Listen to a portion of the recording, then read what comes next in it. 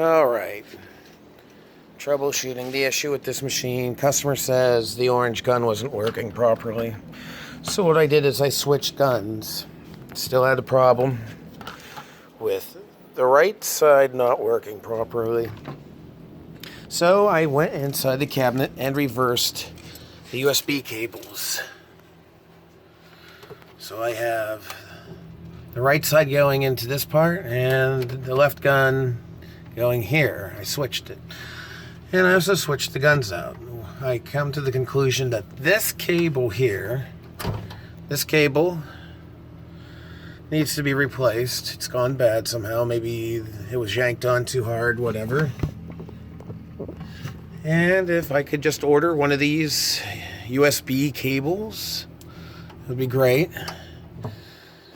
It's not the USB port, because I rooted that one out by switching USB cables. Alright, well, thank you and have a great day.